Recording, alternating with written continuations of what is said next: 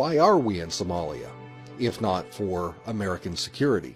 maxay tahay sababta aynu Soomaaliya u joogno haddii aysan ahayn arrimo dhinaca ammaanka ah bal naftiina weydiiya waa maxay sababta uu Maraykanku waayadan dambe meel walba oo dunida ka mid ah uu u joogo hagaag arrinta oo dhan waxay ku saabsan tahay shidaal. Well, ask yourself, why is the United States anywhere in the world these days? Well, it's all about oil. waayo Soomaaliya waxay leedahay keed shidaal oo aad u fara badan. Somalia has vast oil reserves. waxaan idin sharaxayaa sir yar oo qurun ah oo ku saabsan baaritaanada shidaal ee halkaasi laga wado iyo sida wakaaladda sirdoonka CIA-da Maraykanku ay ugu lug leeyihiin arrimahan. I'm going to let you in on a dirty little secret on the oil exploits that are going on over there and how the CIA is involved.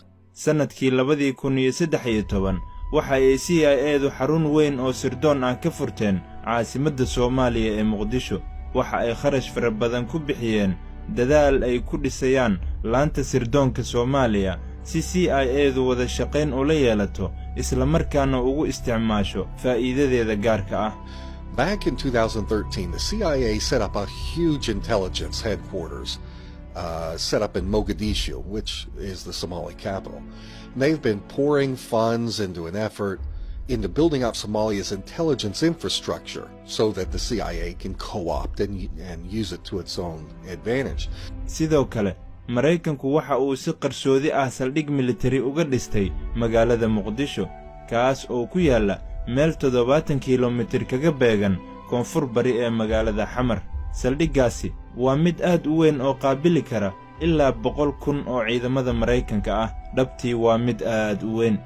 America has also quietly built a new secretive military base which is 70 kilometers southwest of Mogadishu, and this base is huge.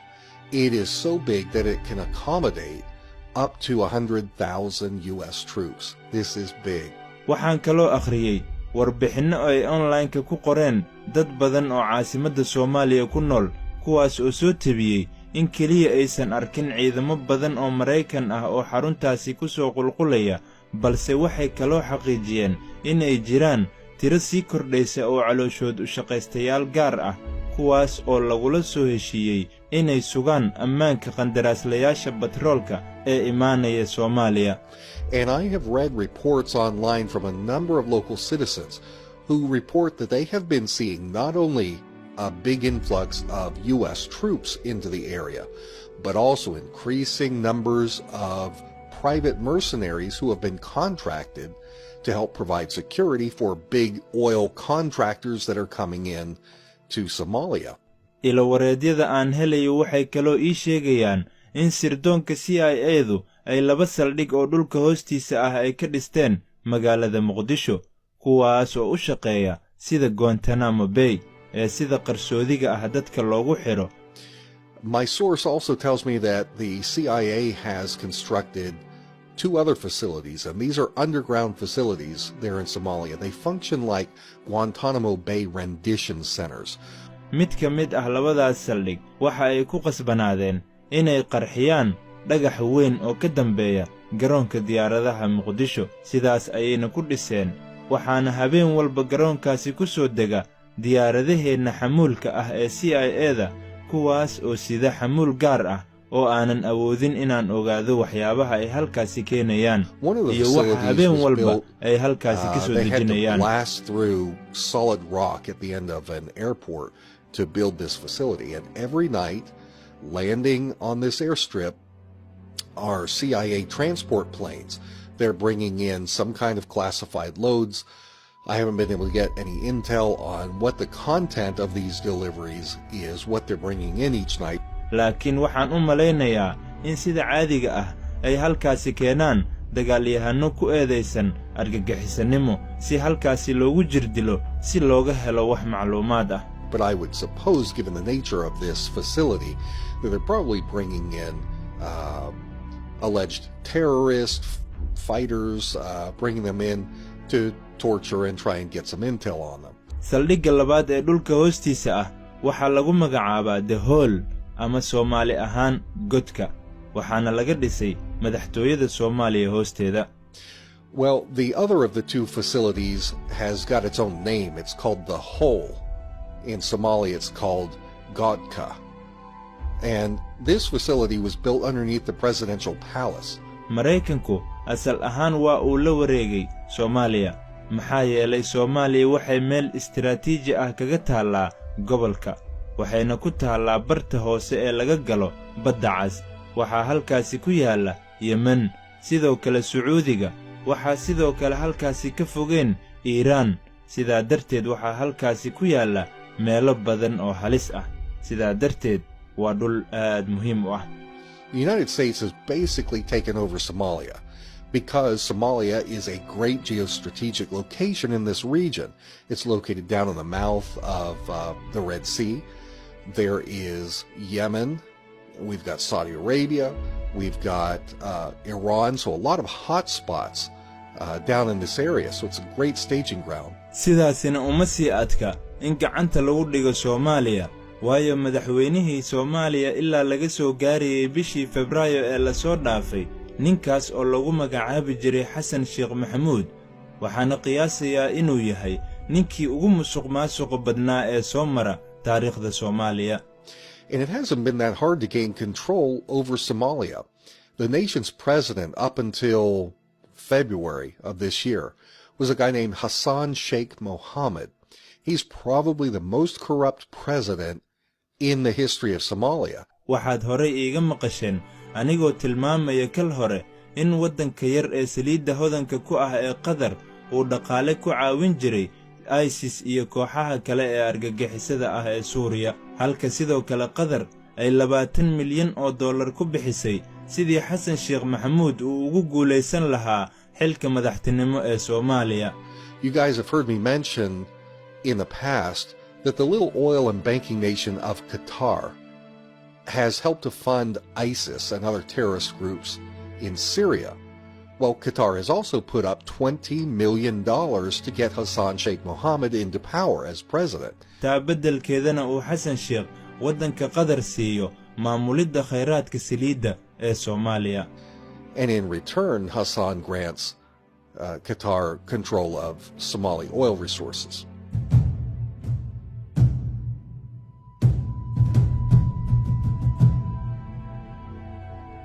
sidaa darteed intii aysan Qatar keenin madaxweyne Xasan Sheekh doorashadii madaxtinimo ee Soomaaliya waxaa ka sii horreeyay nin kale oo lagu magacaabo madaxweyne Shariif Sheekh Ahmed waana ninkii diyaariyay heshiisyada batroolka Soomaaliya. So before Qatar bought this presidential election for Hassan, there was another guy in there, a president named Sharif Ahmed, and he had set up this oil team to oversee oil contracts for the nation. waxaana markii Xasan Sheekh uu xilka la wareegay uu isla kooxdaasi u dhaafay isla jagadoodii laakiin waxay kooxdaasi sameeyeen waxay ahayd inay shaaciyeen in dhammaan heshiisyadii shidaal ee horey loo galay laga soo bilaabo eber si hadda iyo kow loo soo bilaabo isla markaana looga laabto dhammaan heshiisyadii horey loo galay. When Hassan took over, he kept this same team in place, but what he had the team do was declare all existing oil contracts null and void. They were going to start over from scratch, reneged on everything.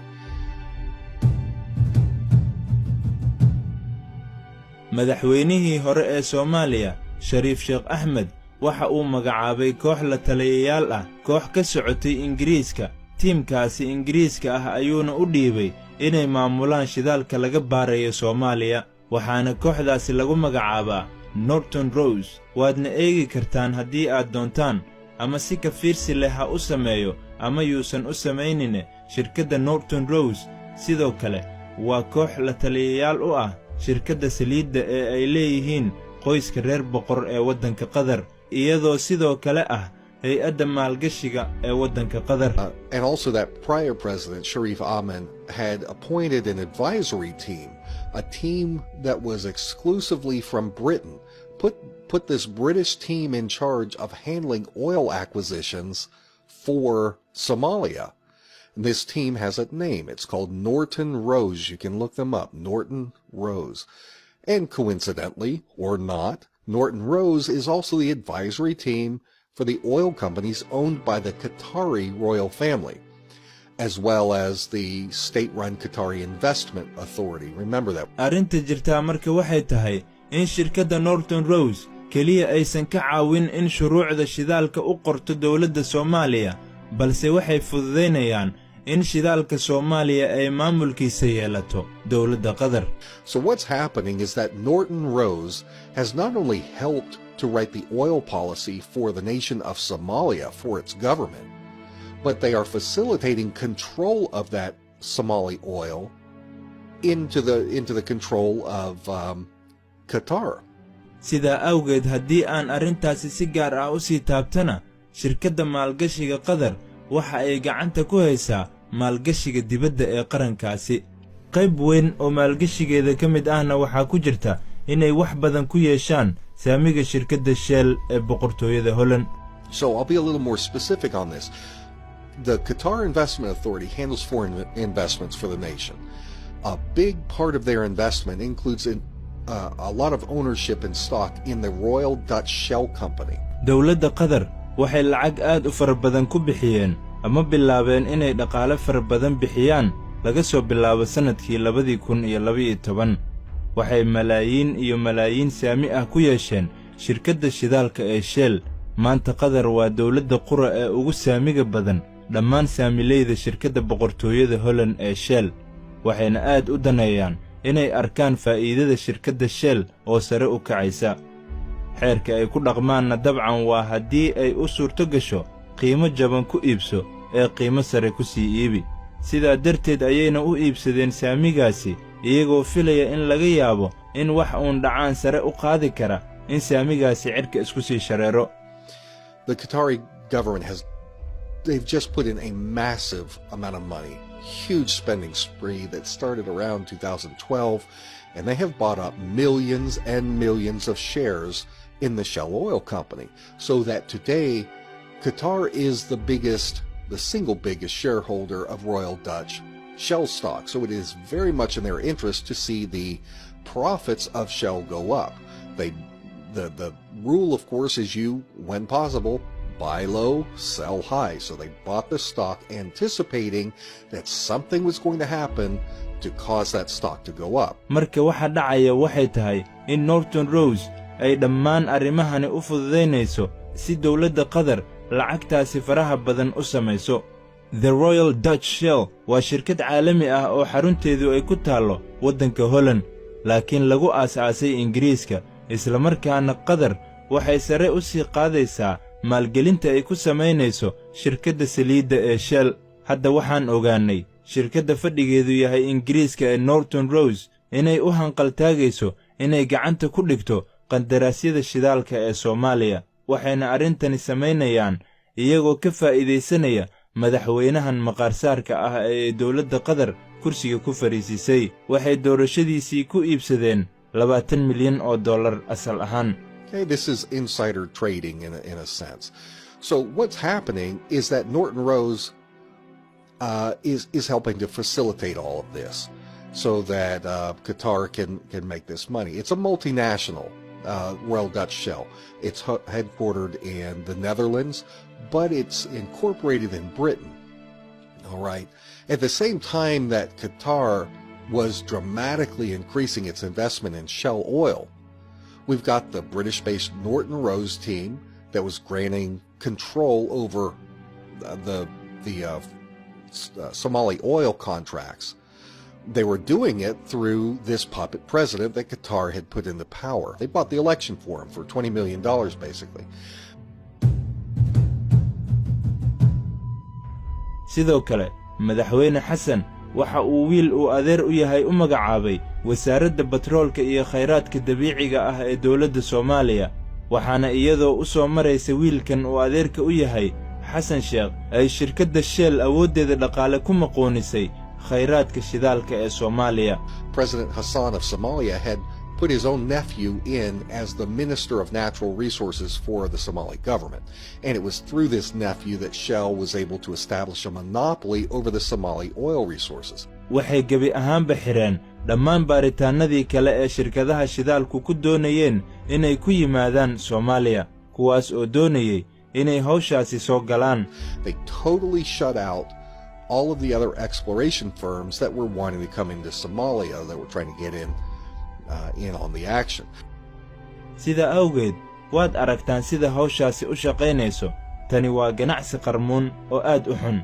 Musuqmaasuquna wuu sii socdaa iyadoo madaxweyne cusub Soomaaliya ay yeelatay. So do you see how this works?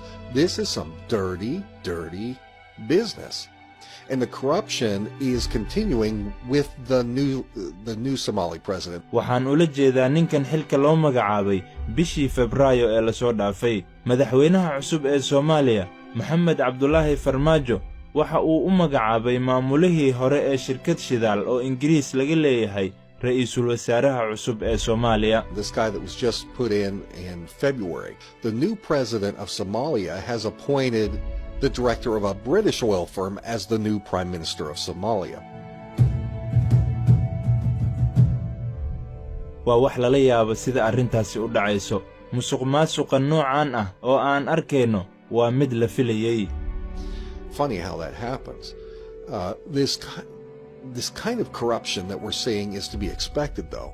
Qaabkan lagu kontaroolayo oo lagu maamulayo qaran dhan oo dhisan waxay caddayn u tahay in ciidamadu ay xitaa ka awood badan yihiin dawlado caalami ah, kuwaas oo maamulaya qurumo dunida oo idil ah. Waxaana shirkadda boqortooyada Holland ee Shell ay si cad ula shaqaynaysaa shirkadda boqortooyada Qatar, waxaana ay qaateen khayraadkii shidaalka ee waddanka Soomaaliya iyagoo meesha dhiganaya siyaasiyiin ay siday doonaan u maamulayaan. This kind of control over entire nations is evidence that forces even more powerful than national governments is in charge of nations on a global scale. And Royal Dutch Shell is clearly working in collaboration with the royal family of Qatar. They have taken over the oil resources of Somalia by installing these political puppets.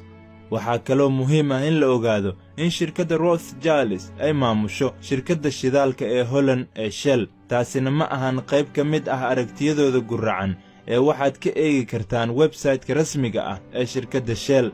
Ka dooro meesha ay ku qoran tahay About Us, waxaadna halkaa ku arki doontaa sida ay uga hadlayaan qaabkii qoyska Rothschild ay si weyn u maalgashadeen shirkaddani sannadihii 1880-aadkii. iyo sidii Rothschild ay kaalin weyn uga ciyaareen sannadihii la soo dhaafay iyo qaabkii ay u horumariyeen shirkaddani caalamiga ah. It's important to know the Rothschilds control Royal Dutch Shell, and that's not some conspiracy theory. You can go to Shell's own website, official website, go to the About Us page, and you'll see how they talk about how the Rothschild family invested heavily in the 1880s and how the Rothschilds have played a major role over the years in the development of this multinational corporation. waana inaad ogaataa in dadka maamula shirkadahaasi caalamiga ah aysan jirin dalal gaar ah oo ay daacad u yihiin, ma ahan wadaniyiin. daacadnimadooda ugu horrayn waa naftooda ee ma ahan dawladaha ay ka tirsan yihiin. waana middaas sababta aadan ugu kalsoonaan karin dadkaasi. waa middaas sababta ay u yihiin kuwa door muhiim ah ku leh mashruucan ka socda dhammaan waddamada kala duwan, hadday ahaan lahayd Qatar, Turkiga, Ingiriiska iyo Maraykanka. And understand, the people who control multinational corporations, they're not loyal to any particular nation. They're not nationalists, they're globalists. Their loyalties are first and foremost to themselves, not to the nations in which they reside. That's why you can't trust these people. That's why there are key players in this scheme that are from all kinds of different countries. We can go from Qatar to Turkey to Britain to the United States. qorshahani ma siinayo oo keliya hodantinimo aad u ballaaran dadka maalgashiga samaynaya iyo kuwa ku lugta leh, laakiin waxa uu sidoo kale uu dawladda Maraykanka siinayaa jaanis ay ku maamusho Soomaaliya, taas oo noo saamaxaysa inaan ballaarino howlgalladeenna xagga dhulka ah, xitaa in ka sii dheer annagoo u gudbayna dalalka Yemen iyo Iiraan. waxaas oo dhan waxay salka ku hayaan shidaal. And this scheme provides not only vast amounts of riches, right, to the people investing, the people involved, but it also provides the United States with control over Somalia. It gives us a staging ground to expand operations even further against nations like Yemen and Iran. And it all goes back to oil. u fiirso, hadda askarigii Maraykanka ahaa ee dhowaan lagu dilay Soomaaliya annagoo ku guda jirnay dhammaan caddaymahaasi waxay tilmaamaysaa in nidaamka cusub ee caalamiga ah uu u shaqaynayo sidii gacanta loogu dhigi lahaa shidaal fara badan oo dalkaasi leeyahay. Think of it, that this U.S. soldier that was just killed, in the midst of all this evidence that the New World Order is working to take control of more oil resources in this region. maxay tahay sababta dawladda Maraykanka iyo sirdoonka CIA-da iyo militarigooda ugu dirayaan inay la soo dagaalamaan xarakada Al-Shabaab? waxay ku saabsan tahay shidaal. Why is it that the U.S. government is sending the CIA and the military in to fight some ragtag group of terrorists like Al-Shabaab? It goes back to the oil. aan idiin akhriyo daraasad culus oo ay soo bandhigtay dawladda Kenya xilli aan fogeyn. waxaadna ogtihiin in Kenya ay dhinaca koonfureed xuduudka la leeyihiin Soomaaliya, waxaana daraasadani ay leedahay sida tan: khatarta weerarada Al-Shabaab iyo Al-Qaacida ay ku hayaan kaabayaasha muhiimka ah ee tubooyinka saliidda qaada ee waddanka Kenya waxay dhalisay dareen ah arrinta istiraatiijiga ah ee ammaanka waaxda tamarta, waxaana ay muujinaysaa dabacsanaanta ka imaan karta qaybtaasi. ilaalinta kaabayaasha muhiimka ah waa inay noqotaa qayb muhiim ah oo ka tirsan ammaanka qaranka. ujeeddada kooxaha argagixisada ah ma ahan oo keliya inay ridaan dawladda dhexe iyo inay helaan xuquuqdooda madaniga ah, taas oo ay ku waayeen qowmiyad ahaan ama koox diimeed ahaan, laakiin waa sidii ay ku aas-aasi lahaayeen gacantana ugu sii hayn lahaayeen khayraadka. Let me read to you from a major study that was presented to the government of Kenya not long ago, and you may know Kenya is that southern neighbor. They border Somalia to the south.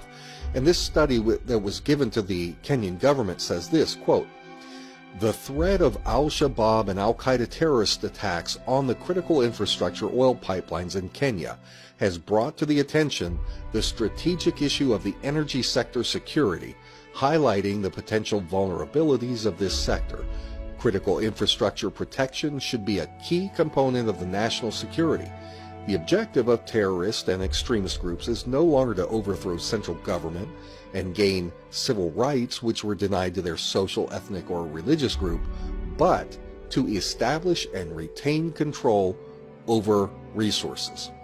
sidaa darteed waan ka xumahay inaan idhaahdo, balse askarigaasi Maraykanka ah ee dhowaan lagu dilay Soomaaliya looma dilin isagoo u dagaalamaya inuu dadka Maraykanka ah ammaankooda sugo, taas oo ah sida ay sheegteen laanta militariga Maraykanka uga mas'uulka ah howlgallada ciidan ee 53 dal oo Afrikaan ah oo marka magaceeda la soo gaabiyo loo yaqaano AFRICOM. So I hate to have to say it, but that U.S. soldier who just died, he did not get killed fighting to make Americans safe, which was the claim of AFRICOM. askarigaasi waxa uu naftiisa ku bixiyey sababtoo ah CIA-da ayaa u baahatay in ciidamada Maraykanka ah inay dagaalkaasi galaan oo ay gacanta mariyaan xarakada Al-Shabaab, kuwaas oo halis ku ah dakhliga ka soo gala shidaalka. That soldier gave his life because the CIA needed the U.S. military troops to go in and wipe out Al-Shabaab extremists who pose a threat to the oil revenues. askarigaasi dhiiggiisa waxa uu ku bixiyey shidaal dartiis, waana xaqiiqda jirta. waxaas oo dhanna waa saliiddaas Soomaaliya ku jirta darteed. That soldier's blood was payment for oil. That's the truth. It's all about oil.